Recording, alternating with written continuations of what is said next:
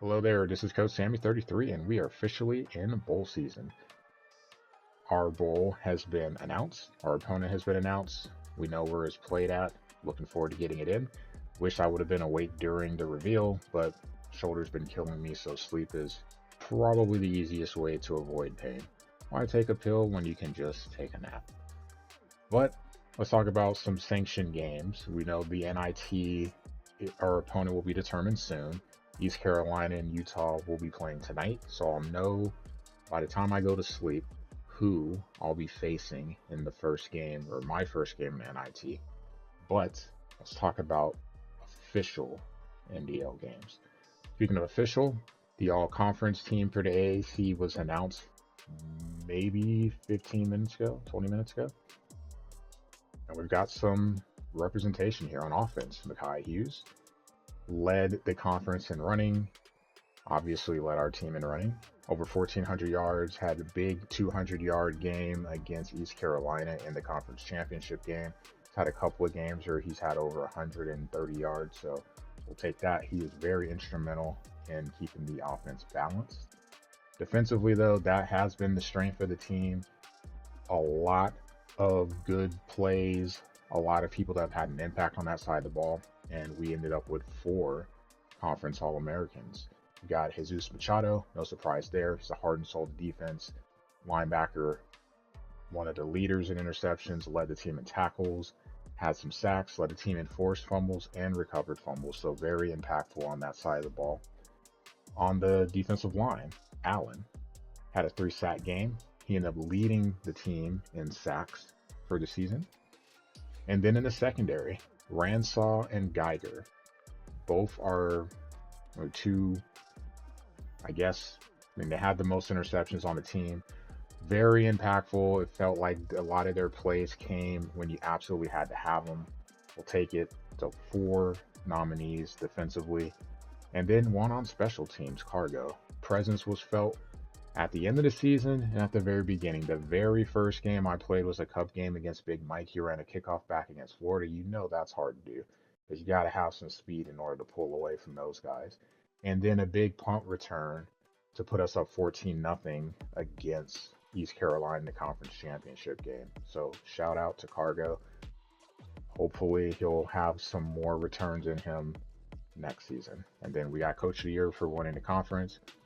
Fun season. It's not officially over yet, not until we get that bowl game finished. So, looking at the bowl, we will be hosting, and I'll put it in quotes, San Jose State in the Military Bowl. That game, if you did not know, is played in Annapolis. It's played at Navy Stadium, so I am the home team. We'll get that played there. And San Jose State finished 5-7, so not enough teams finished 6-6. And or with coach reports qualified even with the 6 wins or the 6-win requirement to be eligible for postseason play. So we will have to see what's going to happen with San Jose State. I did not get to play San Jose State last season when I was in the Mountain West, so it's pretty cool playing a team from that conference. You can see for the season, 5-7. The only common opponent that we have is Boise State.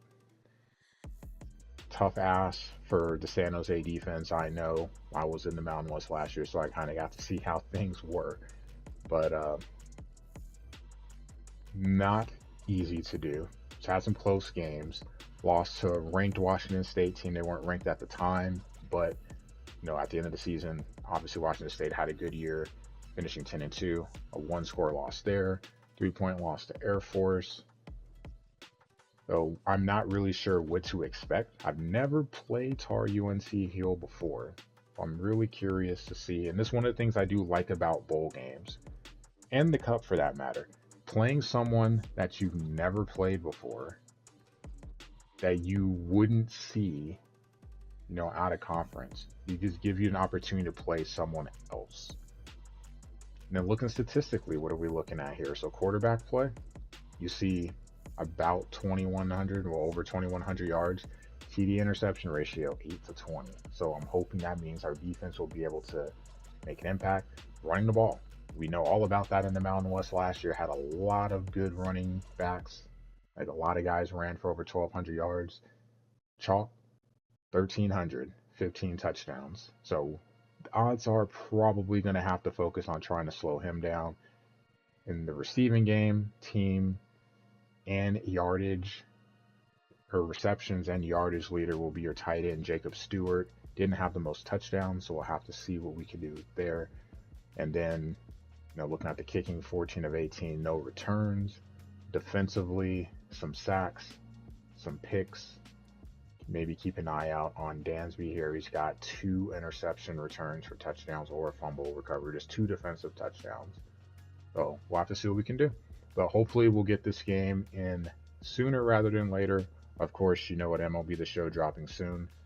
Probably in the best interest of my digital players if this game got played sooner. So we'll have to see. The NIT, I said it's double elimination. We'll know who we're playing in our first matchup, our second round matchup, since we got a bye. For now, that's your NDL update. Looking forward to the next one being some highlights from the game.